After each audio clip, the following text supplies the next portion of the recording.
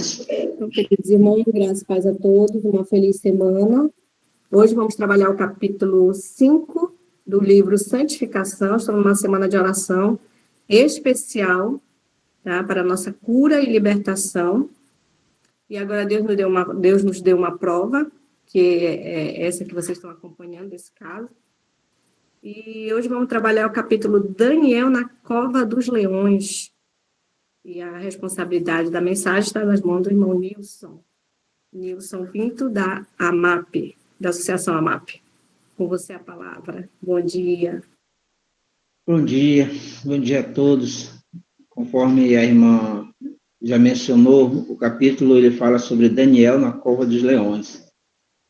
E esse episódio, esse acontecimento, aconteceu no reinado de Dário, né? Que era o imperador dos Medos Persas.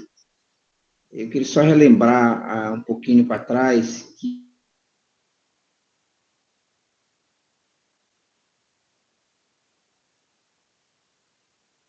O irmão fechou o microfone. Graça e paz. Bom dia a todos. A Alexandra mencionou sobre o capítulo de hoje, Daniel na Cova dos Leões. Esse episódio aconteceu no Império de Dário, né, e ele era o rei dos Medos Persas. E eu queria retornar um pouquinho para trás, que Daniel, em 539, ele foi levado a cativo para a Babilônia, ali na faixa etária dos seus 15 anos. Então, ele era jovem, bem jovem. E quando os Medos Persas conquistaram a Babilônia, nós já estamos no ano de 609 a.C. E Daniel estava com 80 a 82 anos de idade. Então, já não era um rapaz, já era uma pessoa já bem madura, podemos dizer idosa. E quando, logo em seguida, a conquista da Babilônia, o imperador ele resolveu organizar, né, essa conquista, ele resolveu organizar ali o reino. E ele fez a escolha de alguns líderes para fazer a gestão das províncias, fazer a gestão desse império. O livro de Daniel, no capítulo 6, o versículo 1, diz que Dário, ele achou por bem colocar sobre o reino 120 príncipes, e os quais deveriam reinar sobre todo o reino. E sobre esses, 3 presidentes, do quais um deles era Daniel. Então, esses príncipes tinham uma função de baixo escalão. Acima tinha que estar esses 3 líderes. Por que o imperador fez isso? Para que pudesse colher os impostos, para que não houvesse fraude, para que não houvesse desvio de recursos, e para que esses recursos chegassem corretamente até o tesouro. Isso era uma parte, porque, na verdade, precisava também organizar as províncias. E Daniel, ele era preferido sobre os príncipes e sobre os presidentes. Por que Daniel era preferido? Porque o versículo 3 diz que ele tinha um espírito excelente. Então, com esse desenvolvimento dele, o imperador começou a colocar ele sobre a gestão de todo o reino, ou seja, ele se destacou sobre os outros 2 presidentes. A priori, inicialmente, cada um tinha sobre a sua gestão 40 príncipes, mas pelo espírito de Daniel, aqui conta o versículo 3, um espírito excelente, ele se tornou preferido do rei. Eu já gostaria, no capítulo 5, versículo 12, quando você vai lá do livro de Daniel, fala sobre o caráter, o perfil e a pessoa de Daniel. Daniel, capítulo 5, versículo 12. Porquanto um espírito excelente e conhecimento e entendimento e interpretação de sonhos, e entregava duras sentenças e a solução de dúvidas. Encontraram-se no mesmo Daniel, a quem o rei chamou Betelsazar, agora chama-se Daniel, e ele mostrará a interpretação. Então, o início do texto, eu quero ler de novo, porque eu gostaria de já começar a extrair coisas importantes para mim e para você, que fazemos parte de uma fé, que diz a palavra de Deus, foi entregada aos santos e aos anjos. Grave isso. A fé que nós temos é uma fé de anjos, uma fé de santos. Por isso, diz que o espírito de Daniel, versículo 12, ele é um espírito que excelente. Daniel tinha conhecimento, Daniel tinha entendimento, Daniel sabia interpretar sonho. Abre aqui um parênteses, eu escuto muito dentro da igreja pessoas que não acreditam em sonhos. Eu vejo muito dentro da igreja pessoas que fazem caso, desdenham e muitas vezes chegam ao limite de ser sarcástico com pessoas que estão dentro da igreja e falam que acreditam em sonhos, porque é uma das ferramentas que Deus fala, em sonhos. Eu vou ler de novo. Ele tinha um espírito excelente, ele tinha conhecimento, ele tinha entendimento e ele interpretava sonhos. Outra característica dele, ele entregava duras sentenças e ele resolvia problemas. Então, ele tinha 6 características, aliás, 5 características, porque uma dizia que o espírito dele é excelente. Vamos colocar como característica também. Então, ele tinha espírito excelente, conhecimento, entendimento, interpretação de sonhos, entrega de duras sentenças e, o 6º, resolvia problema. Guarda isso na tua mente e guarda isso para a tua vida. Por que nós temos que guardar isso? Porque é o seguinte, nós temos que ser, lá em Deuteronômio 29 fala sobre isso, nós temos que ser os melhores em todos os campos de nossa vida, os melhores. E a primeira característica de ser excelente estava no espírito de Daniel. Mas Deus vai falar na continuidade por que ele era excelente. Qual é o segredo de Daniel ser essa pessoa excepcional? E o testemunho, a palavra de Deus diz que nós devemos fazer o que vier à nossa mão com todas as forças, fazer o melhor, dependente do campo que nós estamos, seja profissional, seja espiritual, seja congregacional, seja familiar, o melhor. E outra coisa que eu queria extrair aqui do entendimento da característica de Daniel é o entendimento. Mas eu vou pautar essas informações melhores. Nós vamos voltar ao capítulo 5, versículo 12 de Daniel, no finalzinho. Vamos para esse acontecimento que está em Daniel, capítulo 6, que chegou a levar ele para a cova dos leões, correto? Olha o versículo 4 do capítulo 6 de Daniel. É assim: então os presidentes, os príncipes buscaram encontrar ocasião contra Daniel a respeito do reino. Porém, eles não puderam encontrar nenhuma ocasião, nem culpa, porquanto ele era o quê? Fiel, e não se achava nada que abonasse a reputação de Daniel. Nada. Diz que com a posse, né, e a diferença, né, o destaque de Daniel, e eu quero aqui informar para a gente e relembrar, o destaque de Daniel não era um destaque que ele impôs perante aquela corte. Ele não era exibicionista, ele não chamava atenção, dizendo para as pessoas que ele era o melhor.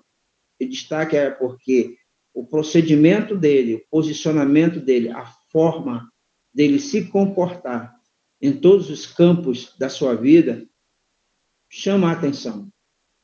Chamou a atenção. Então, isso fez com que o rei, ele decidiu colocar ele sobre o quê? Sobre todo o reino. Agora, imagine o seguinte, inicialmente o rei direcionou e nomeou 3 presidentes.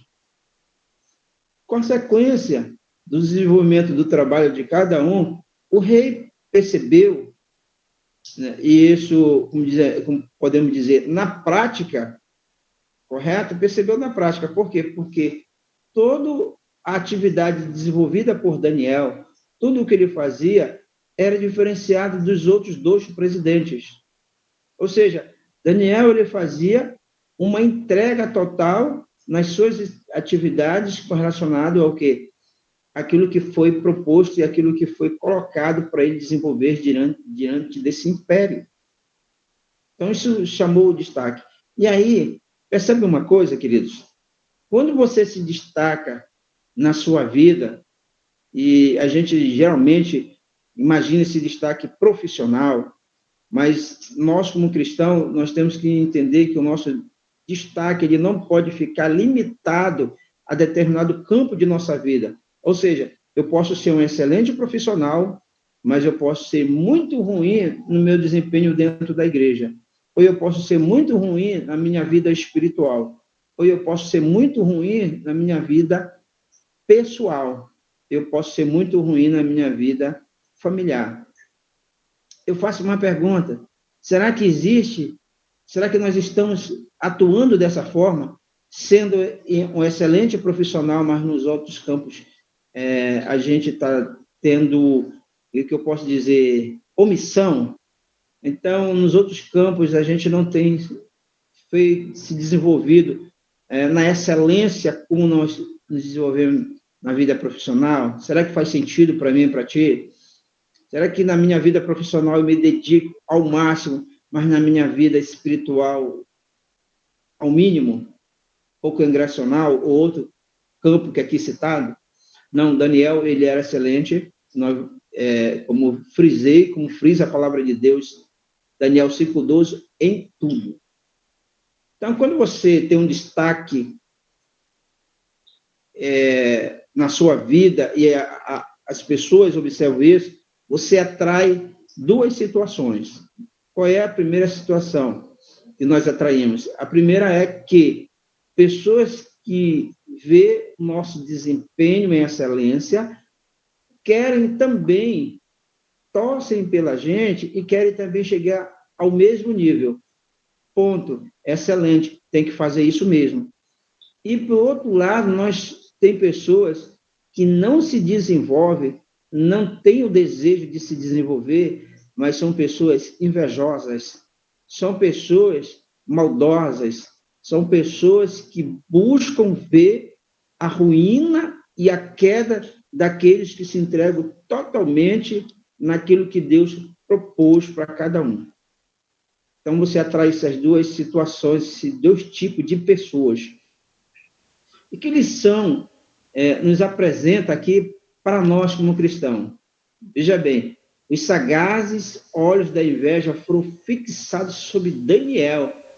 Então, dia por dia, a sua vigilância foi aguçada pelo ódio. Veja bem, a vigilância de Daniel. Que vigilância é essa? Que vigia era esse? Que atenção que Daniel dava? O que era que Daniel fazia? Colocava a sua força em quê? Para que chamasse a atenção dessas pessoas invejosas e aumentasse o ódio delas. Só que tem um detalhe. Quando você se entrega, eu e você, nas 6 características que Daniel tem, quando a gente observa e procura essa melhoria, não tem que as pessoas tentarem achar uma brecha para apontar para você, não tem como as pessoas tentarem fazer uma análise, e pode ser uma análise profunda que não vai encontrar nada que abone aquela pessoa. Seja o que? Na palavra, seja no ato da vida, em qualquer situação. E aí ocorre o seguinte, resolveram fazer, e algo que chama a nossa atenção, deve chamar a nossa atenção, é exemplo para nós, é algo que nós temos que fazer, né? Fazer. Diz que não, entretanto, Daniel, ele não reivindicava a santificação, mas fazia o que era melhor. Ele vivia uma vida de fidelidade e consagração. Tem pessoas que saem por aí dizendo, eu sou santificado, eu oro, eu procuro a santificação, eu faço isso, eu faço aquilo, eu sou assim, eu sou melhor, é porque eu entendo mais do que é porque estou acima da média, é porque eu. Daniel, em nenhum momento da sua vida, você pode ler os relatos da vida de Daniel, ele disse assim para algum rei, seja babilônico, seja persa, eu sou melhor do que os teus príncipes, eu sou o melhor dentro desse reino, eu administro em excelência e a prosperidade do teu reino, é porque eu sou o melhor. Jamais, ele nunca falou e nunca gritou aos quatro cantos de que ele era o melhor. Ele simplesmente vivia uma vida de fidelidade e de consagração. Por que você consegue ser fiel? Porque você se consagra. Então, diante dessa situação, o que foi que ocorreu? Uma trama satânica. Eles procuraram encontrar algo, mas não conseguiram. Diz aqui para nós, olha, no versículo 5 diz assim, capítulo 6 de Daniel. Então disseram esses homens, nós não encontramos qualquer ocasião contra Daniel, exceto se procurarmos contra ele algo concernente à lei de seu Deus. Aí, eles eram super idólatras. Então, eles foram buscar o quê? Foram estudar a lei de Deus, o intuito de encontrar alguma brecha para o quê? Para acabar com a reputação e matar Daniel. O que eles encontraram no estudo da lei de Deus? E que nós devemos honrar somente a Deus, independente de qualquer ser humano. Nós devemos honrar a Deus. É o primeiro passo. Opa, aqui tem uma brecha.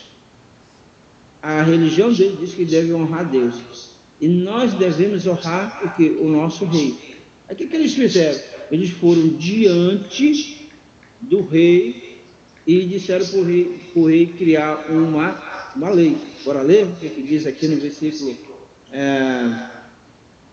7, diz assim, todos os presidentes do reino, os governadores, os príncipes, os conselheiros, os capitães, reuniram-se para estabelecer um estatuto real e fazer um firme decreto, para que todo aquele que suplicar a qualquer Deus ou homem por 30 dias, exceto a ti, ó rei, seja lançado nas covas de leões.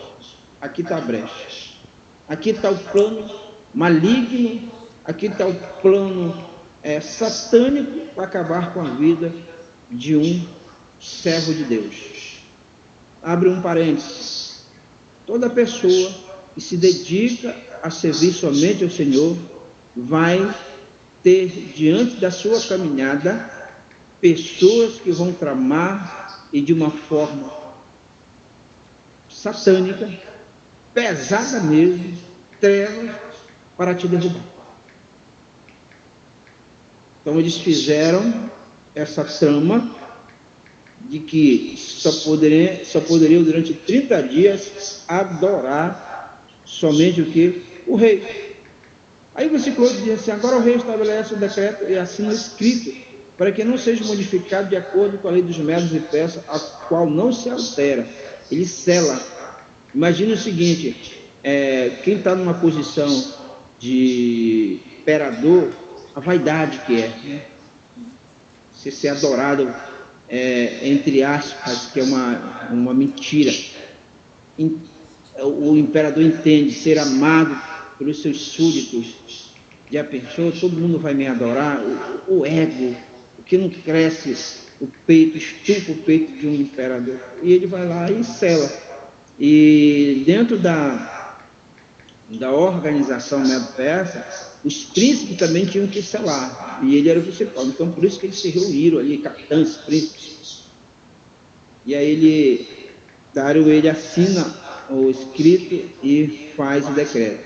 Aí, mediante isso, esses inimigos, o que eles fazem? Eles observam o procedimento, a maneira comportamental de Daniel.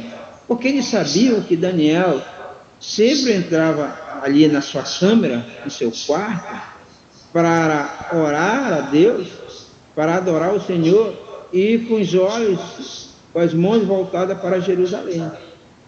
Então, queridos, quando Daniel ele descobre, né, ele tem conhecimento sobre aquilo que foi assinado, ele vai para sua casa, né, ele abre janelas em sua câmara, que dava para Jerusalém, a janela dele dava direto para Jerusalém. Ele abaixa os seus joelhos 3 vezes ao dia e ora. E dá graças perante o seu Deus, como costumava fazer antes. Ou seja, não mudou nada na rotina dele. Nada na rotina dele. Por que não mudou nada na rotina dele? Porque Daniel, ele sabia quem era seu Deus.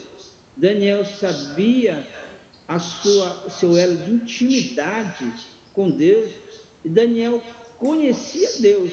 Ou seja, Daniel não estava preocupado com o que podia acontecer. E ele era ciente de que havia um decreto que tinham que respeitar esse decreto, todos os súditos. Mas Daniel também era ciente que antes de obedecer o homem, tinha que obedecer a Deus. Daniel jamais poderia deixar de fazer a sua consagração pessoal e diária, porque um homem, mesmo sendo um imperador, decretou que ninguém poderia adorar nada além do que ele. Não tem sentido para quem tem Deus como o líder, tem Deus como seu pai, tem Deus como provedor. E essa palavra é importante, provedor. Por quê?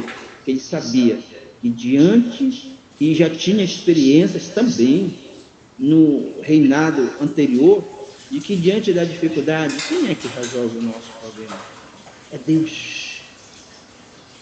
Meu Pai, que é provedor, que é mantenedor e sabe de todas as coisas. Guarde essa palavra.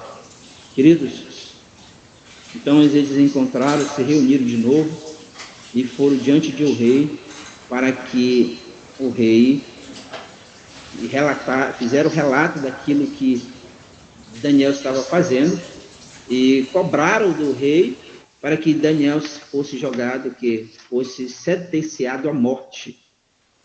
E a morte mais cruel daquela época, diz que ele voltou-se para seu Deus, a morte mais cruel da época era jogar, uma das mortes cruéis, joga por leões. Joga por leão e deixa o leão devorar todo mundo aí.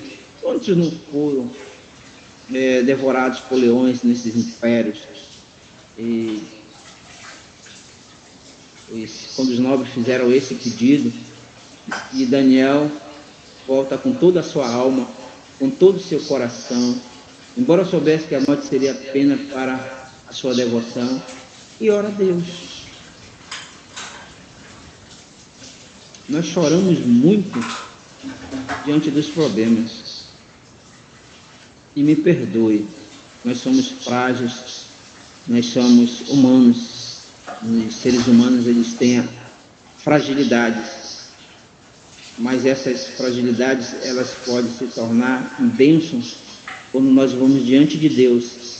Daniel foi diante de Deus. Por quê? Porque ele sabia que a fragilidade humana, diante de uma súplica, diante de um confessar da sua vida para com o nosso Criador e mantenedor, se torna bênção. Por que se torna bênção?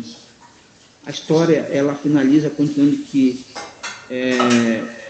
a primeira bênção que tem, está aqui no versículo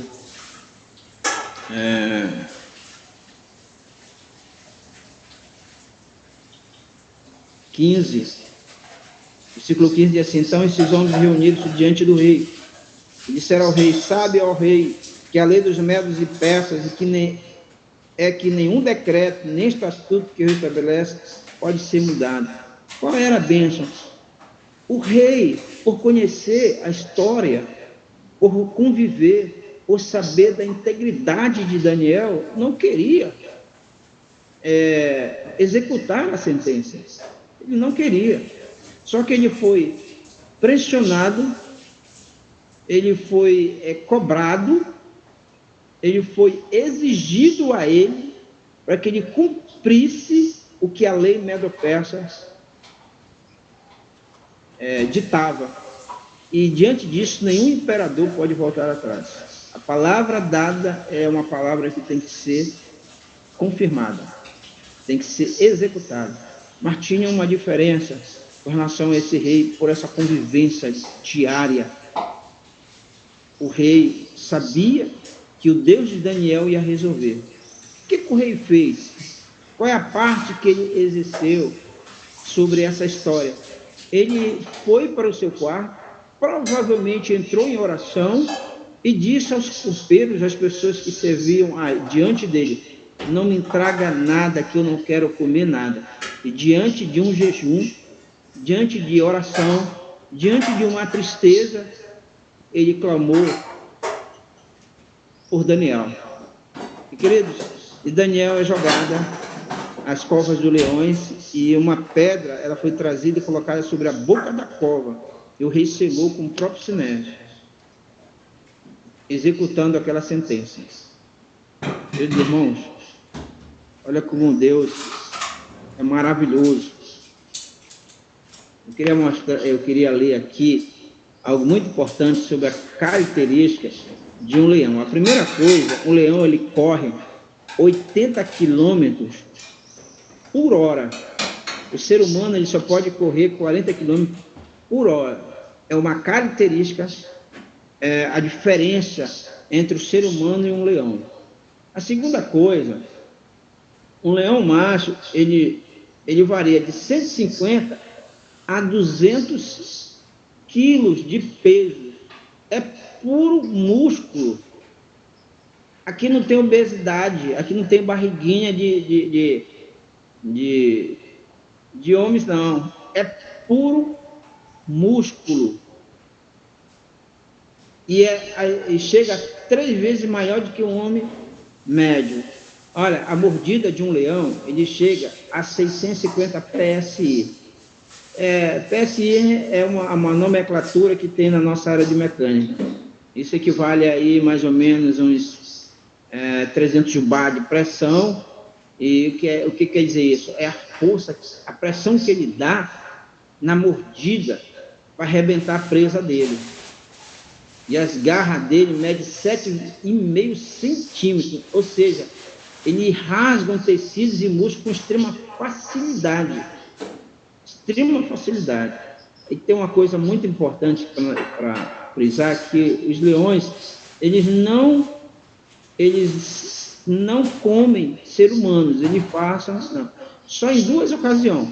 Se ele for muito velho, ele não consegue ter agilidade para buscar presa, porque ele destrói zebras, búfalos. Então, se ele for muito velho, ele vai correr para facilidade e ele vai e pega seres humanos. Ou se a mandíbula dele estiver danificada, ele estiver sentindo dor, ele não ter força nessa mandíbula, mesmo sendo novo, se tiver alguma coisa, ele vai pela facilidade, aí ele corre para pegar seres humanos. Existem poucos casos de seres humanos que foram devorados. Um dos casos mais conhecidos foi em 1898, mais de um século atrás, com os 2 leões de Tisavo. Teve até um filme que falou sobre a sombra e a escuridão. Como você já viu esse filme, 2 leões que mataram 35 homens. Eles foram fazer uma ponte na região da Inglaterra e eles matavam um por um e o resto fugiu. E um tenente-coronel do exército inglês acabou matando esses, só para vocês terem para a gente ter uma noção.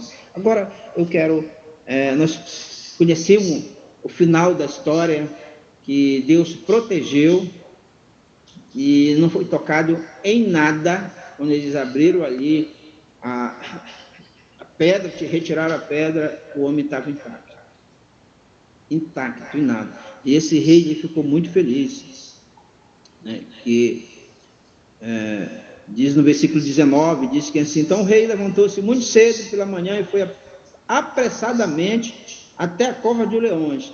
Ele passou o tempo todo em jejum e oração. E quando ele chegou à cova, gritou com uma voz angustiante. Aquele rei estava sofrendo pelo seu amigo, pelo seu servo. E ele falou assim, ó Daniel, servo de Deus vivo, o teu Deus, a quem tu continuamente serves, foi capaz de livrar-se dos leões? E grita fazendo essa pergunta. Então Daniel diz assim, ó rei, vive para sempre. Amém. Irmão, eu quero voltar aqui na minha conclusão, capítulo 5, versículo 12 de Daniel. Leiam esse versículo, importante. Leu essa história aqui de Daniel? Leu o versículo, vamos lá. Porquanto um espírito excelente.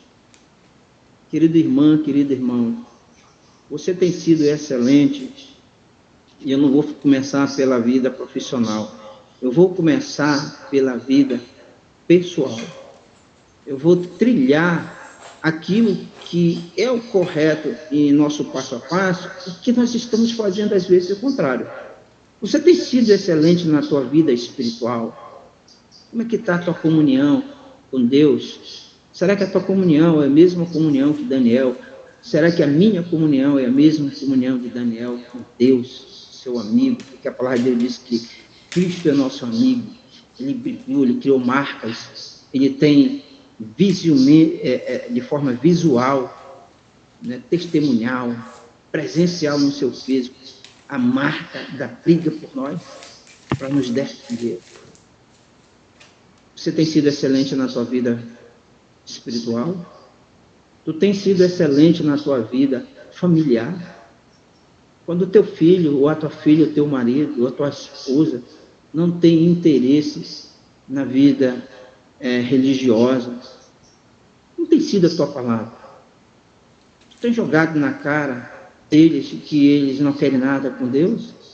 Tu tem jogado na cara deles que eles não vão se salvar? Tu tem jogado na cara dele aquilo que eles têm feito? Tu tem gritado, tu tem esperneado, tu tem dado mau testemunho, porque Daniel, ele não chegou lá diante daqueles príncipes e disse assim, vocês são hipócritas, porque eu tenho sido uma pessoa correta diante de todos e vocês estão apunhalando pelas costas. Não. Daniel foi para o seu quarto. Daniel foi orar, Daniel continuou a sua consagração, continuou falando com o seu amigo, continuou colocando aquilo que está passando na sua vida. É que tem a tua vida e a minha vida. Tem sido excelente espiritualmente? Queridos, diz que no conhecimento, louvo a Deus para a honra e glória do nosso Senhor Jesus, porque tem essa igreja online. Que se nós fizermos uma avaliação entre a igreja online e a igreja presencial, é aqui que nós estamos estudando. É aqui que nós estamos nos reconciliando, é aqui que nós estamos orando. E quando se faz uma aclamação no sábado, 16 horas, no texto do livro, só aparece malamar uns 2, 3 gatos pingados. E a pessoa que vai fazer, isso desestimula a pessoa, e a pessoa já não quer nem mais. Quanto tempo que não tem na tua igreja, na minha igreja, um estudo bíblico à tarde? Louvado seja Deus, porque está tendo aqui. Como é que está o nosso conhecimento? Nós temos capacidade de abrir uma Bíblia, nós temos capacidade de abrir um espírito de profecia, estudar com o vizinho, com o interessado, com o amigo do trabalho, com alguém que a gente levou a mensagem? Ou será que quando nós vamos estudar, nós chamamos os universitários? Porque Paulo diz a Timóteo, maneja bem a palavra de Deus, saiba abrir um estudo diante das pessoas. Ou será que nós estamos correndo para os pastores dizendo assim, vem aqui dar um estudo porque eu não sei? Como é que tem sido isso? E outra coisa, qual é o entendimento? Daniel, ele tinha entendimento. Como é que nós estamos levando a nossa vida? Com entendimento ou não?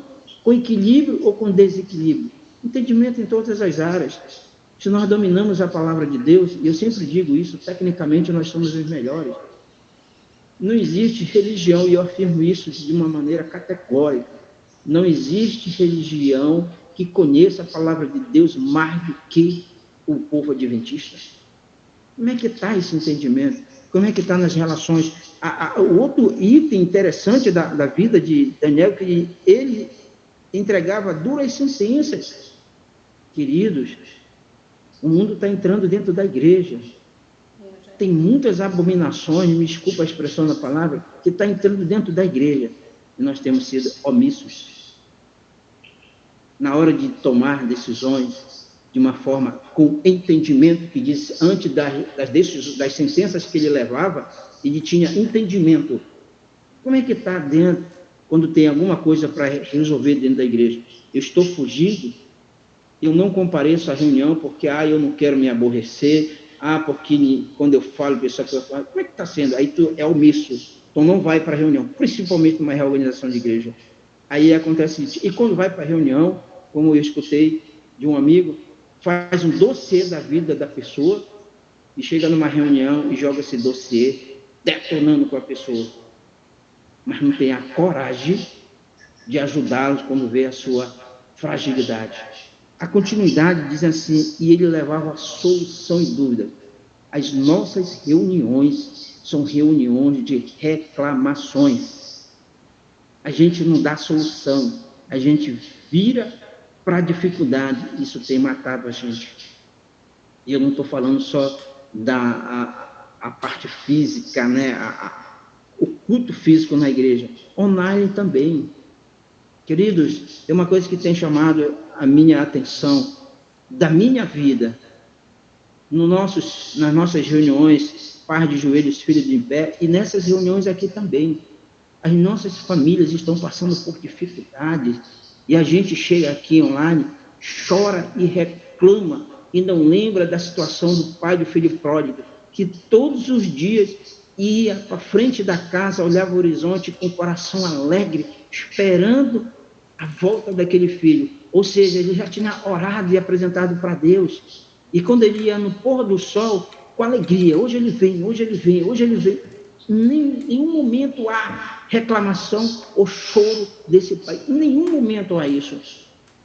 Muitas vezes nós reclamamos, nós choramos, nós entramos numa angústia tremenda, mas não olhamos que existe um provedor que pode resolver. Solução. E alguém pode dizer, irmão, nisso o senhor não sabe o que é isso. Eu sei muito bem do que é isso. Ok, eu tenho um filho que passa por essa situação. E eu já iniciei passando por essa situação de que eu entrei no mesmo esquema de gritar, de clamar, de reclamar quando Deus diz assim, ama ele. Só disse isso para mim, ama ele. Eu entendi o posicionamento do Pai. E aí tem uma característica que diz assim mesmo, olha, essas características se encontram em Daniel. Nós fomos criados para dar solução. E Deus dá essa autonomia de darmos solução. Quando nós não temos uma solução, Deus dá esse privilégio de dobrarmos os joelhos, de chorarmos diante dele e dizermos, é o Senhor que resolve. Precisamos entender isso. Nós precisamos parar de chorar diante de homens. Chora diante de Deus. Nós precisamos parar de falar da vida das pessoas e julgá-los, que Daniel não julgou. E nós precisamos parar de ser invejosos daqueles que se destacam. Se eles se destacam, porque Deus, eles entenderam que Deus quer de nós a excelência. Nós precisamos parar de bater no peito e dizer que nós somos os melhores, porque quando nós batemos no peito e dizemos que somos os melhores, nós temos características desses príncipes, desses capitães, pessoas hipócritas que odeiam o bem-estar de outros. E eu desejo nessa manhã que nós sejamos dessa forma. Daniel capítulo 5, versículo 12. Excelentes, tendo conhecimento, tendo entendimento, tendo a interpretação de sonhos, temos a lucidez, a humildade e o discernimento espiritual de falar a verdade com amor e com misericórdia, e temos a capacidade de resolver problemas. Que Deus nos abençoe, que Deus continue nos abençoando, é o meu desejo nesta linda manhã, em nome de Jesus. Amém.